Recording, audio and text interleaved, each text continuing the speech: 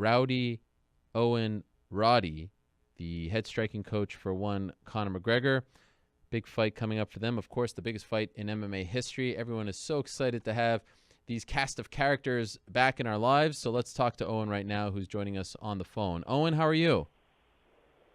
I'm good, Ariel. Pleasure to be back on talking to you. Are you good? Owen, can I just say I have missed you, and I have missed John, and I have missed Artem, and I have missed I've just missed you guys around the fights. It's been too long. Thank you for coming back. It's mostly, it has been too long, yeah. A long time out, but we're all back. We're back in force and back to have some fun, yeah. Should be good. You guys bring a certain level of excitement that is unmatched, so it's great to have you back. Do you feel the same way? Like you miss the big fight? Jake Lebowitz, Ariel Helwani, so I'm like, it's Jake Lebowitz. Sorry, what was that, Ariel? Sorry, I'm hearing Jake in the back there, so let me just tell them to quiet it down. But I was asking, do you miss that, the feeling, the big fight feeling, being on the stage, the spotlight on you guys? Do you miss that as well? Yeah, well, no, you know what? I've missed Conor being in the cage. You know, it's been a long time. And you know, I know it was only last year when we were out doing the boxing match, and it was amazing and stuff like that. But yeah, no, it's exciting to be back in the octagon and preparing for a very good fight, a very exciting fight for the fans. So yeah, I'm buzzing for it. Yeah, can't wait. In your opinion, was this the only fight to make? Was this because there were a lot of options out there? The Nate Diaz fight was thrown out. All kinds of fights were thrown out, going up, GSP, all that stuff. Was this the fight that had to be made for his return? You know what? I say that it all depends on what the fans wanted, and you know, it seems like the fans have really pushed for this one. So this is the one that again, it's an exciting fight. Yeah, it's I'm buzzing for it, and yeah, most definitely, I think the fans are going to love it. Obviously, Conor hasn't fought in almost 2 years. It will be 2 years in November, so 23 months by the time this fight happens. He had the fight against Mayweather, but how would you rate his sort of, you know, his shape right now? Has he been training for a while for this? Do you guys need to wrap things up? Where would you gauge where he's at right now? Yeah, no, he's in good shape. He's always training and always improving. Like he never stops training. So, look, I always say that the Conor McGregor you're going to see on October 6th is definitely going to be, you know, twice the fighter he was in previous fights. Most definitely, he's in good nick. We're just now at the moment now we're starting to tailor a game plan and put a game plan specific to Khabib together. But everything in the lead up and everything over the past year, you know, he's been doing very well. So yeah, now it's time to really fine tune the game plan and fine tune what we expect from Khabib and come up with some solutions. Yeah, so it's great fun. What's the game plan against Khabib? What's the key to beating this man?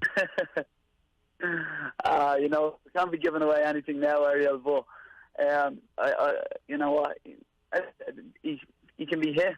So I mean, that's not a mystery. Like, I mean, you see, he's been hitting every one of his fights. That's not a good thing when you're going in to fight Conor McGregor. You know. Sure. Conor lands one thing and you're going to fall asleep. But he poses some threats as well. His grappling is phenomenal. So, but you know, everybody has holes in their games. Everybody can be beaten, and we definitely think that we have the tools to pull Khabib away. Did you watch Khabib's fight against Ally Quinta? Yeah, I've watched all his fights, yeah. It seemed in that fight, and he admitted afterwards that he kind of fell in love with his boxing. He was watching clips of Muhammad Ali, and he stood on his feet maybe a little too long. And afterwards, I think going into that fight, people said, oh, you know, Khabib is going to maul him. But after that fight, I noticed a lot of people starting to say, like, wait a second, if he strikes like that, Conor's going to catch him with a left, and it's going to be good night very early on. Did you see many holes in his striking, or is it even possible that he was playing possum, that he wanted you guys to think that he was a bad striker and striking like that, but in reality, he's actually better? No. Yeah, it's not only that fight. You know, I've watched all his fights, and he's definitely never fought a striker like Conor McGregor. And if all those other guys can land shots on him, most definitely Conor can land on him. And Conor 99% of the time, Conor sleeps people when he lands on them. So no, like he definitely in the Aloy Quenta fight, he kept it standing, obviously because he just felt like there was no threat coming from Aloy Quenta, and he wanted to play around a little bit, but he looked kind of amateurish when it comes to striking, But then again, like that's not what we're expecting from Khabib this time around. We're expecting the aggressive wrestler.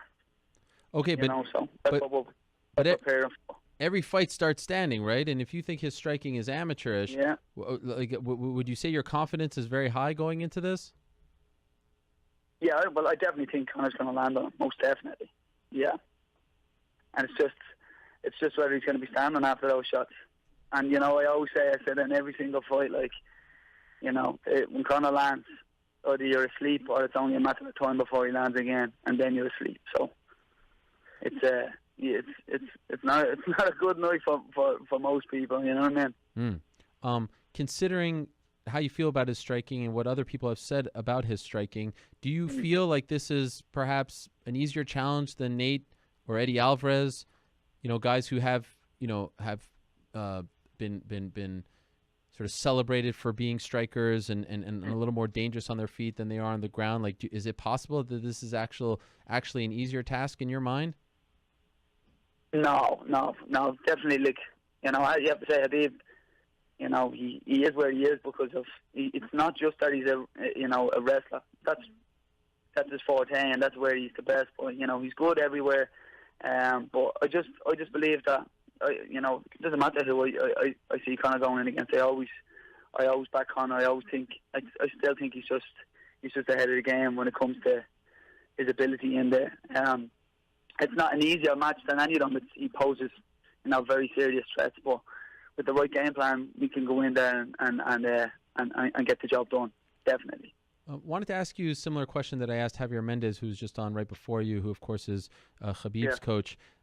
This is a deeply personal fight. There's no doubt about that, right? I mean, what happened in Brooklyn, the build-up, there's a personal grudge there, and I don't begrudge anyone for having that grudge. Things have happened.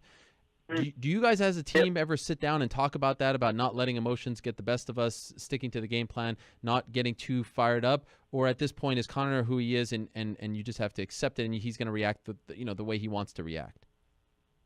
No, we don't really talk about stuff like that. But I always say that no matter what happens, prior to fights or after fights, once Conor gets in the cage, he's all business. No emotions, no matter what, whether they're good or bad emotions, they never come into play once the door closes. Do you know what I mean? He's shown that time and time again. Like he said he had build-ups in previous fights and still went in and being that tactical assassin that he always is, and he'll be the same person when he goes in October. He'll go in no matter what happens in the build-up or what happens at the weigh-ins or whatever. He'll go in. He'll be cold. He'll be calculated and he'll be accurate and he'll land those shots like he always does. Are you happy to hear that there isn't going to be a world tour for this one? Yeah, well, I mean, we wouldn't have much time realistically, So yeah, it's good to just be able to get into camp, hopefully get over to Vegas soon enough, and just focus on the task at hand. The world tour, it's great fun, but it takes a lot out of everybody. So now we know that we're just going to get down and focus on what we have to do and get the job done. So how will you be? Because sometimes I know you guys have spent the majority of the camp in Las Vegas. Sometimes it's all in Dublin. How will you be dividing it this time? Well, it's still up in the air, but we'll probably do a certain amount of cycles. We'll probably do 1 or 2 cycles in a cycle in Dublin, and then maybe the rest in Vegas. But it's still up in the air at the moment. But whatever it is, like we'll get it done and get it sorted. We've just started, really focusing on the game plan for Khabib. So whether we do a bit of it here and a bit of it over there, we'll figure it out. But everybody's ready to do whatever it takes. Do you mind the fact that it's just a 9-week build, or would you have preferred a little more time? No, it's good. No, it's good.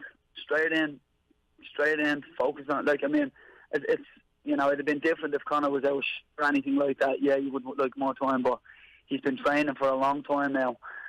He's in good nick. He's ready to go. So now it's just 9 weeks is more than enough to fine tune a good game plan against any opponent. So we're good to go. Any concerns about ring rust? Everything that's gone on over the past year, not fight. No concerns about that. No. As I said, like it's other people are affected by that. Even as I said, it was myself. I would have been very nervous if I hadn't fought for a while. But Conor's different. It's when he goes in there, it doesn't matter if he fought last week or fought 2 years ago or whatever. He gets in there and he's just always on point, always focused, always. It's just the person that he always is in there, and nothing changes that. The war could be ending outside the octagon, and Conor will still be just focused on what he's doing in the cage. He's just got an unbelievable ability to just overperform in the octagon. Have you sensed any difference in his mentality and his approach to this fight because this one does feel a little more personal? No, not at all. Nothing. He's the same man as always. Wow, that is amazing. Can I ask you, Owen, why did you go to Brooklyn and attack that bus? Why did you do that, Owen? Wasn't that crazy, man? Jesus, yeah. It's so funny. Yeah, no, I was on there. I started playing. You stood up for me and all that. Who had your back, Owen? Who had your back? Ali Abdelaziz, adamant that you were there. I know, it was so funny. But look, as I said, these things happen. Like, it was obviously, I don't know where his words got crossed or what happened there, but it was funny to listen to. But he went at me. He was giving me all sorts of stick, and he was calling me all sorts of names. But he put out on Twitter that it wasn't me, so I'm happy with that. But it was funny. My phone was blowing up. Everyone was like, "You're getting off with stick. What were you doing?" I was like, "I wasn't even there. I was on a plane on the way." But yeah, funny story, huh? So you were actually on a plane to go to Brooklyn because Artem was fighting, right? That's right, yeah. So I only touched down. When I touched down, then I heard what had happened, and all hell had broke loose and stuff. So we're like, okay, look, Artem, let's stay focused. We don't know what the crack is. We don't know whether you're still on or off. So Artem was still cutting weight right up until that evening, and then we got the call that it was off. And yeah, that was it then. And we were like, okay, it is what it is. Unfortunately, the fight is off. And I went on the next flight home the next morning. Wow. Yeah, so that was it. So, crazy 24 hours, but that was a fun story to have when I'm older. When I'm in the pub at 60, I can always tell that story, What would have happened if you were there? Do you think you would have gone as well? I don't know. I'd have probably been there. Who knows what would have happened? I would have been with Artem and the boys, so I don't know what would have happened, but who knows? What do you guys think of Ali? He takes a lot of shots at John, at the team, at Conor, obviously. Do you guys speak about him? Are you bothered by him at all? No, not really. Like I just think he's up for his. We fought some of his fighters. You know what I mean? He manages some of the fighters that we fought, so he's emotional. He gets behind his guys, and he speaks out wherever he feels. So, that's fine with me. I don't care. Like, once, as I said, the only problem I had with what he said was that I wasn't there. You know what I mean? I haven't spoken out about him or anyone else, so he can speak out about me. But I've nothing against him. You know what I mean? He's just backing his guys, and that's it. Whatever way people want to do that, it's up to them. Is there a lot of compared? I mean, the Mayweather fight was obviously gigantic. It almost feels like Conor is bigger now than he was back then after everything that happened this year. Is it hard to even have privacy? Are people coming to the gym all the time? Like, how do you guys actually focus on training? Yeah, we've been trying to train out of hours, secret training hours. Yeah, because it does get a bit crazy. Like, you do get some randomers showing up at the gym, and you get some crazy people showing up at the gym, I must say. But it's, and then you get some just genuine fans that want just are trying their very best to meet him and stuff. But we're in camp now, and we can all only be focused on the job at hand, and we can have no distractions and stuff like that. So yeah, we're ninja training when nobody knows. Wow. So you're like going there at 1 a.m. or something like that? Not exactly. No. It all depends. It all depends. But we're always getting in and out when nobody's there, you know. But it wouldn't be too late. Or it wouldn't be too early. We get there when we can. When the club is not so busy. I know for the second Nate Diaz fight, you guys brought in Dylan Dennis to focus a little more on jiu-jitsu, to have another live body there. Will you be bringing in any wrestlers to try to emulate the style of Khabib Nurmagomedov? Yeah, well, we have got a very, very good wrestling team. It's wrestling coach Sergei Vakulski. He's a Moldovan wrestler, and he's very high level. And we brought him in for Alvarez, Mendez and stuff like that, and you know, kind of works with him, you know, all the time. He does a lot of Sergei's classes, and they meet up an awful lot. And a lot of the other Moldovan wrestling guys that we have there are very, very high level. So we have a serious pedigree of wrestlers in camp, and we've always had them in SBG. So yeah, we're okay. And how about for you, Owen? Business is good. You just opened up a new gym, right?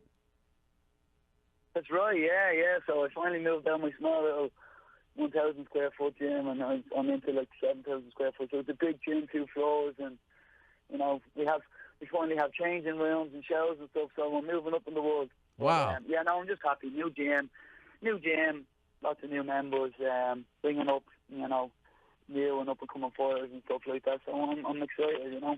Tell us where the gym is. I'm just rolling with it. Sorry? Where's the gym? Tell us where it is. Maybe some people want to go visit. It's in SBG Charlestown, so it's on the north side of Dublin. The main gym is on the south side of Dublin, so my one's on the north side, just for it's close enough to the airport. So, you know, people can find us on Facebook, can find us wherever. We're easy enough to find, and we have a great facility. You know, I was always giving out about the facility we had, never matched the talent we had in the gym, but now it does. So I'm excited about the future for my young and up-and-coming fighters as well. So it's all go, you know. Does that mean that the world-famous SBG Charlestown video blogs are coming back for this fight? Yes, most definitely, yeah, most definitely. So that's going to be always a fun one. Like, you know, people always get on that now. So they'll start. They probably won't start till we hit the States, you know what I mean? But once they start, people will catch it on YouTube, and they'll get behind that as always. It's always a bit of fun. It gives people a quick insight to how we're getting on and how the camp is going. So yeah, I love it, and people love it. So I've missed those as well. That's part of the hoopla. That's part of, like, you guys have just you came in like a tornado, and then you kind of went away from us, and this is a big deal to have you back.